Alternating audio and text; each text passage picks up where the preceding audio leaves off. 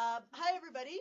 This is Sarah in Pincher Creek. Welcome tonight to our speaker series. We've been doing this for several winters, a partnership between Alberta Parks, Pincher Creek Library, Chinook Regional Library System, the RISE Video Conferencing Network, in an attempt to bring interesting content to libraries across the province. Tonight we are joined with Dave Hockey from the, I keep forgetting it. What are we watching? The Great Divide Trail Association. Sorry, Dave. There we go. Well, last week I actually said that this wasn't happening this week. I'm getting everything mixed up. So Dave is an avid hiker, has probably spent a fair amount of time on this trail in addition to a few other trails across the continent. And tonight we're going to see hopefully some beautiful pictures of places that he has been and learn more about this trail. Dave, Wendy, over to you in Okotoks. Thank you. Oh, hi, thanks Sarah, and thanks to everyone from the other libraries that have joined us tonight. It's great, we have an actual huge full house. We're thrilled to host Dave tonight in Okotoks, and he's here, and there's a number of fellow trail hikers here and folks that have worked on the Great Divide Trail, so I'm excited in the Q&A and discussions this evening. So for those of you that aren't familiar, the Great Divide Trail traverses the continental divide between Alberta and British Columbia, and it wanders through the Rocky Mountains for more than 1,200 kilometers.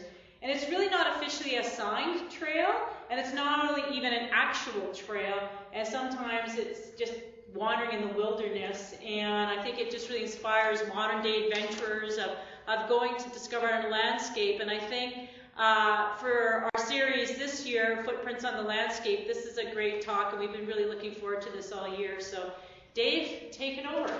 All right, thank you very much, Wendy. I appreciate it, and thanks everyone for taking some time out of your busy schedules to be able to come and listen to us here tonight. We're very passionate about our trail, and we like every chance we can to be able to have a chance to yell about it a little bit and get people to enjoy it virtually, so it'll be great. So thank you. So, and again, I am the chair of the Great Divide Trail Association, and so welcome. As you see here, to start, tonight I'll talk about three major sections, and the first and kind of the most important part and the bulk of the talk, I'll be talking about our actual trail and where it goes and the logistics of it all. Closer to the end, I'll talk a little bit about the Great Divide Trail Association and its members and what we do. And if you're completely interested after that point and want to get involved, well, we'll show you some of that too. So we'll try to cover as many of the bases as we can. First of all, people always like to ask us, what is the Great Divide? And the best way to describe it is, it's the principal hydrological divide that runs all the way through North America. So water that hits it and will go westward, it'll go all the way into the Pacific Ocean, and water that hits on the eastern side will flow, of course, eastward and go into the Atlantic, and it'll also go into the Arctic Ocean. So our trail, we try to follow that divide as closely as we can, of course within reason, but the higher up that you can be, the better the viewpoints are, and then the more exciting the trail is. This picture that you're looking at right now is taken just north of Waterton Lake, and it's one of the places where you literally are straddling the divide, so you can get up to the top of here and really have 1 foot in BC and 1 foot in Alberta. Which is kind of cool. Our trail, first of all, starts down at the US-Canada border, down in Waterton National Park, and it'll wind its way, as Wendy mentioned, it'll wind its way all the way up 1,200 kilometers in total, and end up at Kakwa Provincial Park. There's a beautiful lake up there, which we'll show you a picture of later on as well. And the trail is designed mostly for non-motorized use, and and we focus on horseback and hiking. And there's a very small section of the trail closer up in the Elk Valley area where it actually will cross the Trans-Canada Trail, and it'll also cross the Great Divide Trail mountain bike route, which causes a lot of confusion for us, but that's not our trail, but there is a small section where we cross there. So it's an incredible trail. Again, Wendy said, it is a wilderness route. There's sections like through the national parks that are in really good condition, and then there's other sections where it's almost like bushwhacking, and you really have to navigate well to get through. So there's certainly some challenges, but that's what we're trying to do, is maintain it and continue to build on the successes of it. I love this picture here. This is starting off in Waterton, right at the border, and it's significant for a few different reasons. One is our trail is covered under 5 different national parks. So we have Waterton, we have Banff, Yoho, Kootenay, and Jasper National Parks that we go through. And when you think of those those parks, they're some of the most iconic parks in the entire world. We also go through 7 other provincial parks, and I believe it's 4 other wilderness areas as well. So it's some pretty amazing territory. The other thing that's neat about this slide is that this is also a shared endpoint or beginning point, because if you take the Continental Divide Trail, which starts here, you can hike thousands and thousands of kilometers all the way down to the Mexican border, and that trail there is our kind of a partner trail. The other thing I think is fun is when you look behind these 2 markers, you'll see the actual border cut into the mountain going all the way across. So there's your international border right there. So it's always fun to look at. This another exciting development that's happened this year is the previous government had came up with a proposed Castle Wildland Provincial Park, and now the current government has expanded upon that and is also building another Castle Provincial Park down in that area.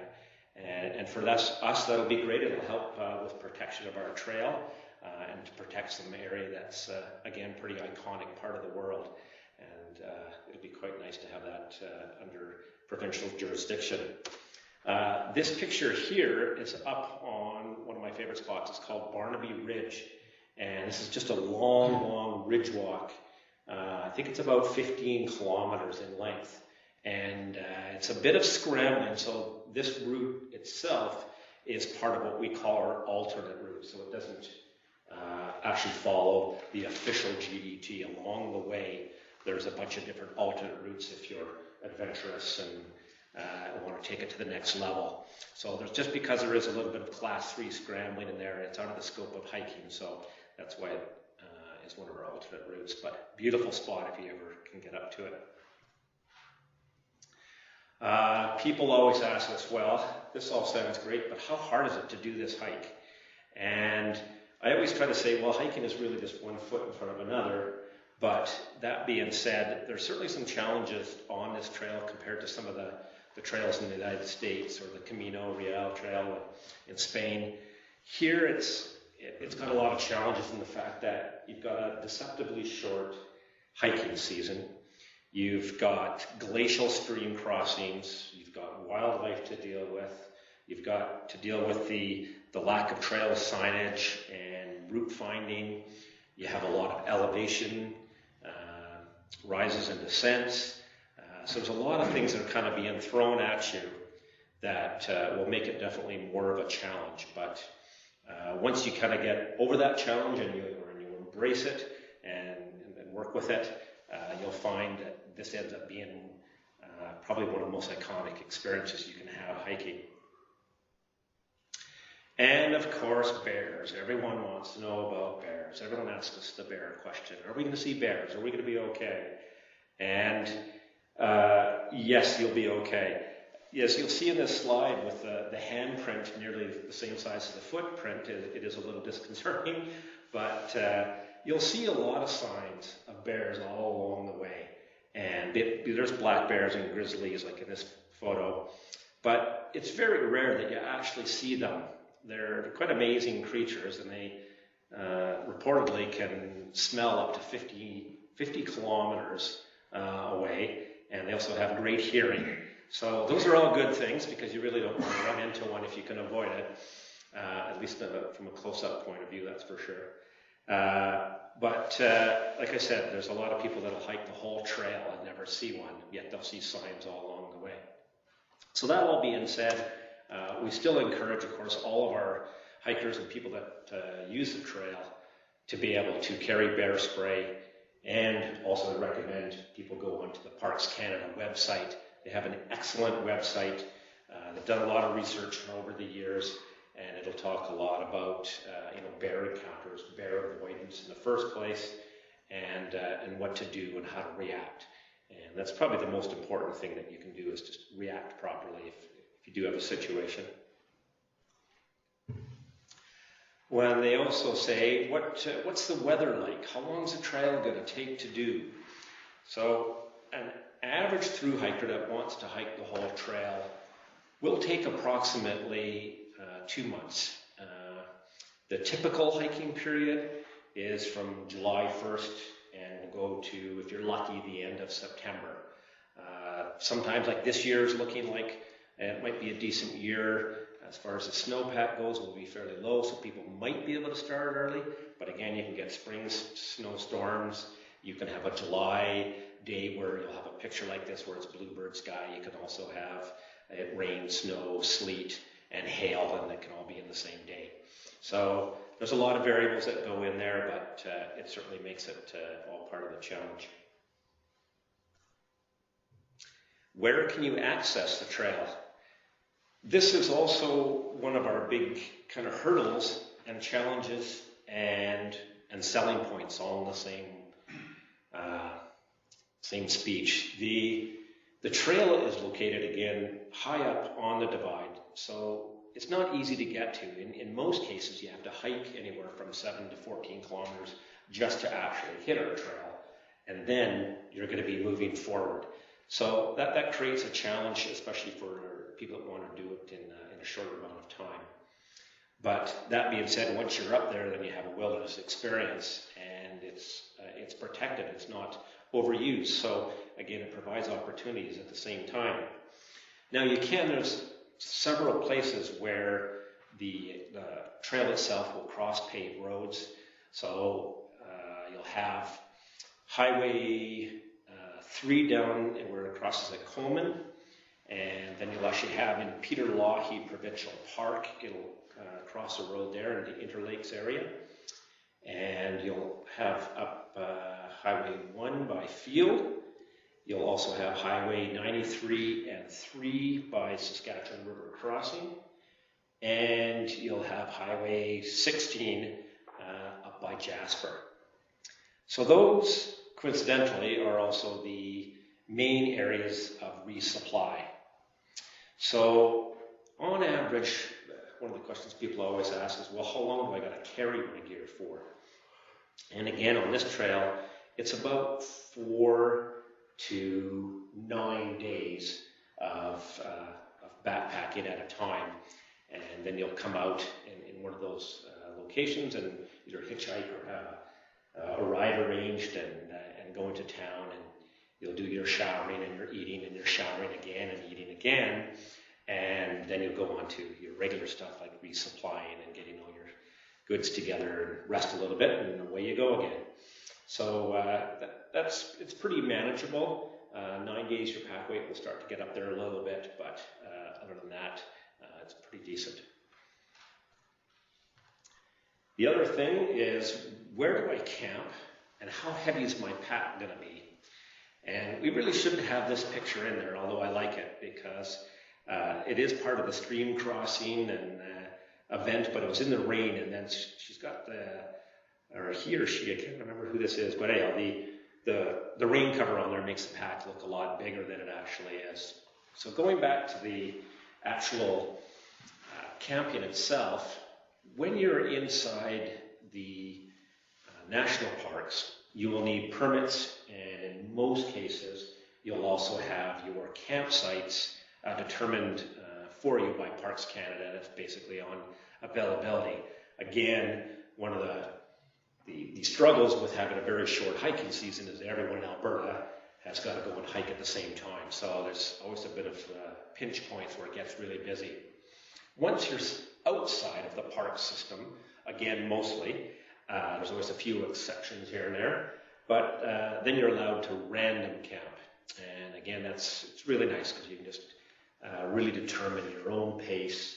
You can determine how far you want to go, and if you find a really nice spot and you just want to camp there, you can. And it's quite a liberating experience. It's quite nice. And the only thing that we always stress to all of our hikers that go out there is when you are doing that, make sure that you use the leave no trace principles. So basically, when you leave your campsite, no one else can tell that you've even camped there. And that way it preserves the wilderness experience for everyone else who comes along behind you. Navigation. You definitely need good navigation skills to be able to do our trail. Again, you'll see this picture here, and you can see there's not many signs, and there's no indication of where the trail goes. There's some faint kind of signs of the trail, and then it peters out. So you definitely need to know how to navigate yourself through the wilderness. You'll need to carry good maps, and a lot of people, they say it's not needed to have a GPS, but personally I would highly recommend it. In a lot of spots it'll, if anything, save you a lot of time trying to find the route and trying to find the best way through. The other thing that you don't see in this picture is cell phone towers. So, and again, it's quite nice. It's funny because you go down, and if you do some hiking in the States, a lot of their big trails now have been hiked by so many people, and I'm referring to the Pacific Crest Trail at this point. There's an app on your phone, and you can just walk along with and look at your phone, and it'll tell you every step to take. And it's so accurate that you step half a meter off the trail, and it'll tell you you're off the trail, and then you step back on. So you also get a little tired of hearing people's phones go off and all that. So here it's a little different. We don't have a lot of cell phone coverage along the way. So again, that is kind of a positive in some aspects, but again, if you are a little bit more concerned about your personal safety, you'll see a lot of people nowadays will actually be carrying a lot of different satellite-based technology like the Spot device, and another manufacturer is called DeLorme, and they have a DeLorme InReach, which again is a satellite device that actually can communicate. You can text over it back and forth. So that certainly can aid in evacuation or any other trip planning, so that can help you out. So again, those are kind of personal choices.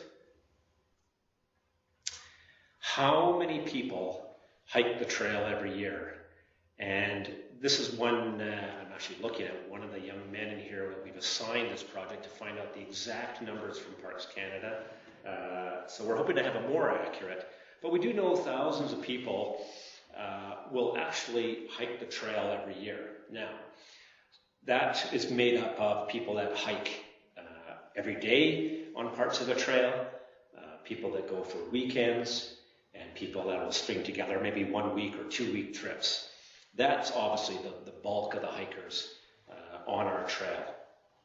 If we're talking about through hikers, the people who will go all the way through from start to finish, an average year is 10 hikers per year will complete the task.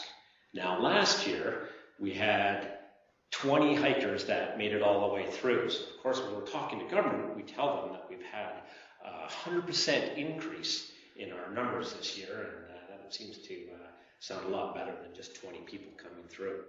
But and this year already, just from our website traffic and a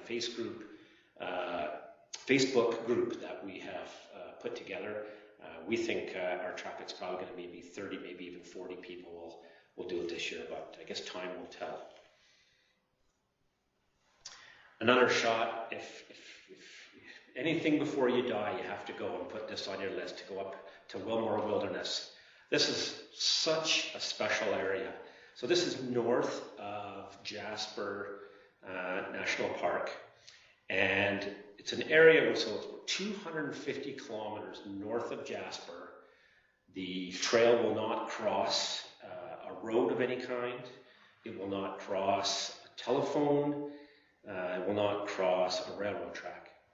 So it is pure 100% wilderness. And to me, it's what really embodies our whole trail, and it's why people kind of get out there and do it. So it's certainly a special area. There's other areas like the Beehive and that are quite nice, but definitely if you can get a chance, you have to get up into this area. And then now you've finished, you've made it. This is a picture of Kakwa Lake, again at the northern terminus of our trail. And I'll speak to that a little bit because when I say this is the official northern terminus of the trail, not everyone will end their hike here. A lot of people will choose to end their hike in Mount Robson. The reason for that is when you get to Kakwa Lake, you're 85 kilometers from the nearest paved road. And it's northern BC. There's not a lot of people that are going up and down these roads, so it's quite hard to get out. Just even after you're off the pavement, it's a pretty heavy-duty 4x4 ride most of the way in, and probably the hikers are probably still going to have to hike 15 to 25 kilometers out, depending how hard it rains and how it is to get out there. But as you can see, the scenery is drop dead gorgeous all the way through, so it's worth the extra way. You just have to figure out how to get out is one of the issues. You guys can all read this quote. This is a hiker who came last year. It was one of my favorite hikers that we were able to assist a little bit last year, and she has hiked all the big trails in the States. So the big three, which is the Appalachian Trail, the Continental Divide Trail, as well as the Pacific Crest Trail. So those are the three big ones. There's a whole bunch of other ones. She's covered them all, and man, she's just put on just thousands and thousands of miles, being from the U.S.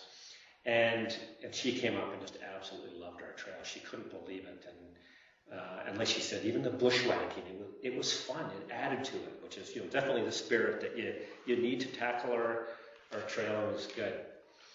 So I've talked a lot about the trail and the stats of it and all the other little details, but I just want to touch on one thing that I think is really important, and that's why, and why do you want to do this trail?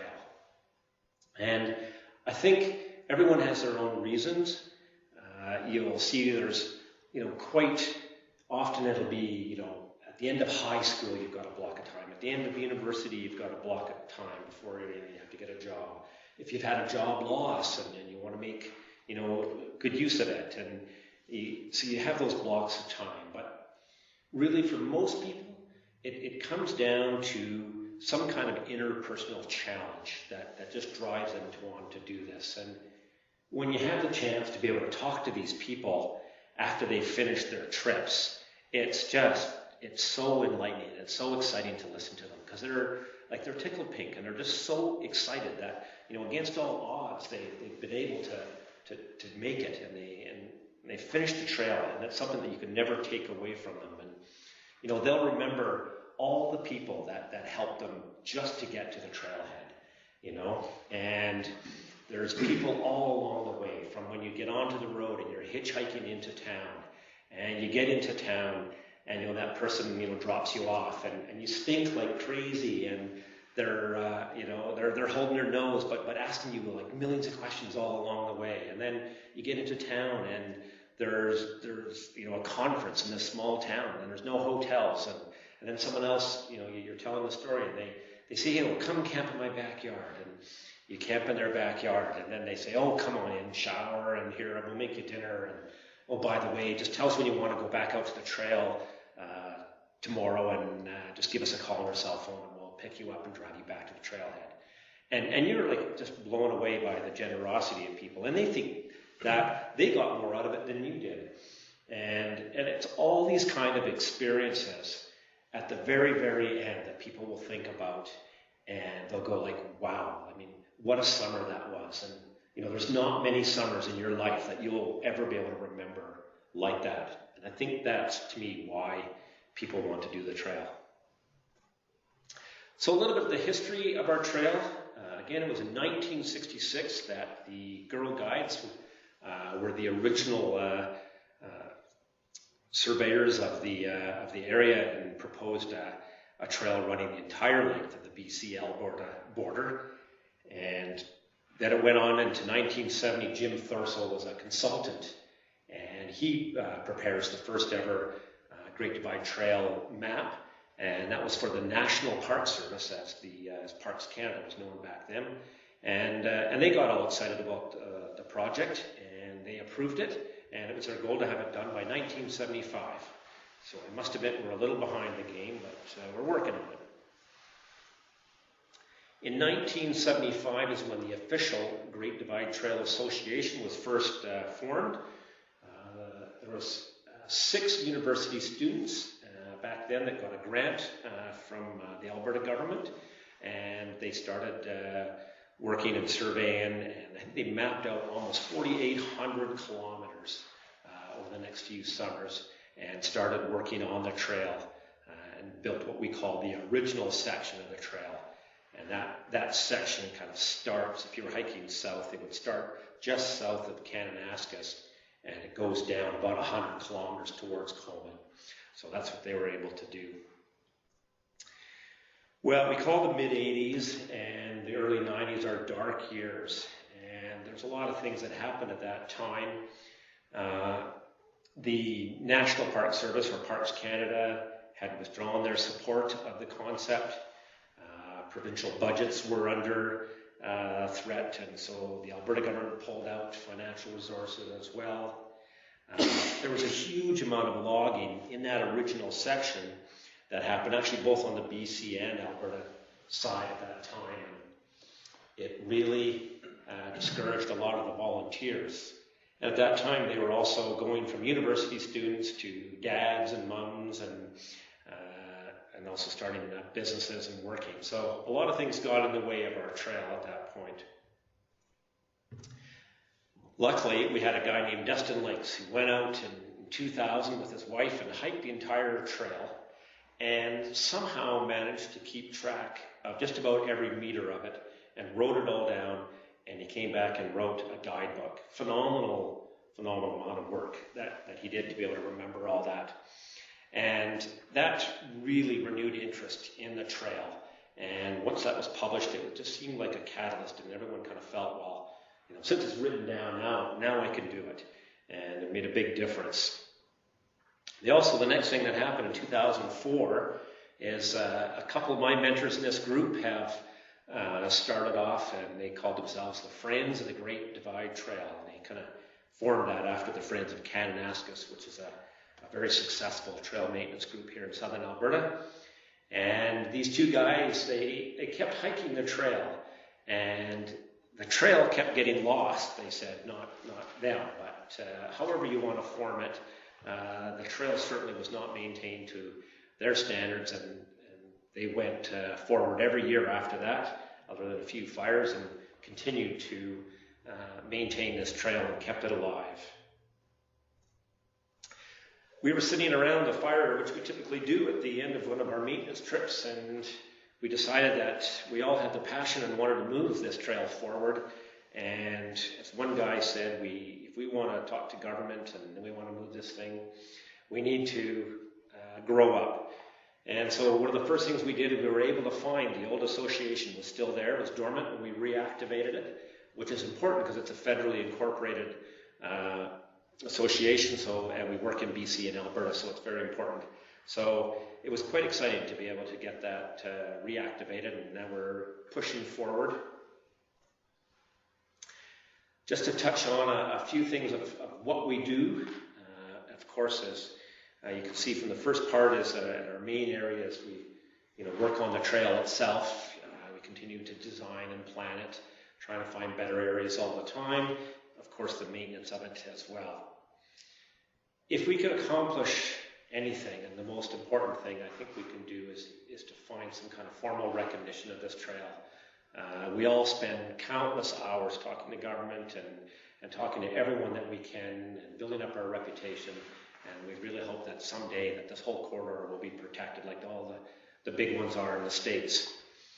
The other thing that we do, and this is why we're here tonight, is anytime, like I said at the start, we can get a chance that people will sit around and actually listen to me drone on and talk about the trail, we will. We've got different people that go out all the time and do presentations, and it might be hard to get up to some of the places. I know Peace River is listening tonight.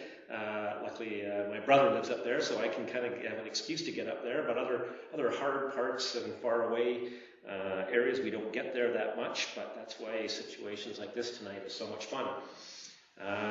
And the very last point is something I'm really quite proud of.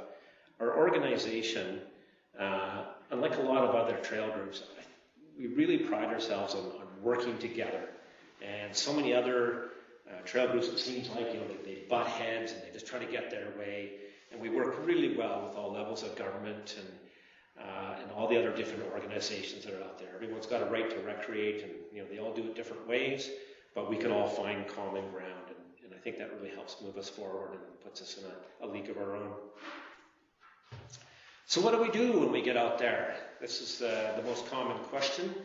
We've got the two rock movers right here in the room tonight. It's kind of exciting. We go out and improve the trail tread. That's one of the biggest parts. This picture here actually is from our trip. And we went up into the Elk Valley, and the floods of 2013 really did a number on this part of the trail. And as you can see, we're moving boulders and reestablishing the whole trail throughout there, and it took a phenomenal amount of work, but it's surprising. We usually take out 20 to 25 people, and how much work those people can do and have fun and smile all the way through is really quite amazing. The other part is that, for such a short growing season, stuff grows in the mountains like crazy, and when you have 1,200 kilometers to maintain, it's a lot. So just backing up there a little bit, 60% of our trail is in the National Provincial Parks system. So for the most part, they maintain that in one way, shape, or form, and to different degrees.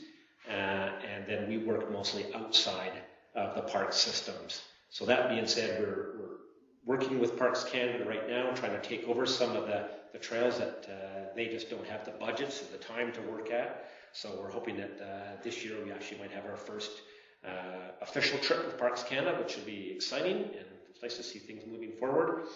And it's a lot of fun. Last year we had it was 4 kilometers of alders going up about a 20% incline, and it took the volunteers 5 almost complete days just to clear that small section. It was really nasty, but luckily we had the great watchdog keeping an eye on us and barking out the orders, so that was good fun. The other thing that we do, of course, is maintaining and building the trail structures. And again, one of my favorite people is in the room here. He came out on this trip, and he's a lawyer, he shuffles papers around, and we got him out on the bridge building. I'd never built a bridge before, as many of our volunteers, when they go for the first time, haven't. And the highlight of my trip was listening to him talk about how much fun he had building this bridge. And it was really good. And it really is fun. It's really, it's like the Egyptians meet the wilderness, because you really go in, you cut down, you're allowed with your permit to cut down 4 trees. So you have to be pretty selective. You cut down your tree, you peel it, you haul it out of the bush with 12 people or so. And then you have to try to get it across the stream and all that. It all sounds insurmountable, but with guidance of some of our senior people, it's actually surprising how slick it goes. So it's quite fun, I must say. The other thing, of course, that we want to do is to blaze and mark the trail. You won't see too many signs like this on the right-hand side. the sign sponsored by MEC. We generally only put those like at certain trailheads, and you won't see them too often. But where we can, we'll certainly try to put them there. On the trees itself, you'll see the orange blazes, as they're called, and that's kind of what we've determined that we would like to have as our official designation or way of marking the trail all the way from start to finish, if we could, eventually. And it's just a great way, and an internationally kind of recognized way of marking trails, throughout the United States and Europe. So it'll be great, and from a hiker safety point of view, we hope that we can get the trail marked eventually all the way. Well, of course, you have to celebrate your work, and these guys were the non-bridge crew, and the bridge crew wasn't given a bunch of beers after the end, so I'm still a little mad about that. But we have a plan for this year's trip, so I think we'll be joining in along with these guys as well. This year, one of the exciting projects that we're applying to the Alberta government right now to actually move our trail. So if you're looking at this slide, the red line is the existing trail as we know it. And the northern part that are at the top of your screen, where the red goes into BC, right there is what they call the Line Creek Mine. Now, this is an active coal mine that's been going on for a number of years, but as the mine has got larger and larger and larger, it has expanded right onto our trail, essentially. And so now you're getting, hiker conflicts. They, will say you're trespassing. They might pick up hikers and drop them off way outside of the boundary. So that's causing problems. And more than anything, it's our hikers' safety that we're worried about. We just can't put hiking right up into an active mine. So again, we're applying to the government. We're hoping that we can get it approved and get it working on this year. So we've scouted out that route that you see in the yellow over the last couple of seasons, which has been a lot of fun. A lot of scrapes and blood, but we've got a great route, and it's just fantastic. So I can't wait, and I really hope that we can work on it. It'll be the first time in 30 years that we've actually built brand new trails. So I just absolutely can't wait.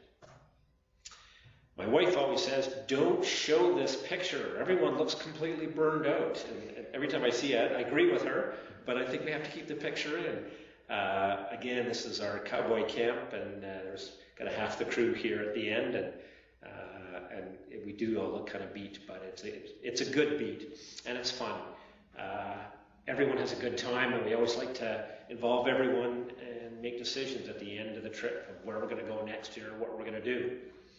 And I think the fun thing about this, and a good aspect and also a challenge, is that everything that we do, we raise. We don't ask government for any money. We raise it all 100% ourselves. We do have a couple prime sponsors, like the North Face and MEC, who seems to give us product every year and a little bit of money, but 90% of what we do is raised to just our membership fees of $30 a year. So I think we do a pretty good job of maintaining the whole trail just through that. So I'm proud of that.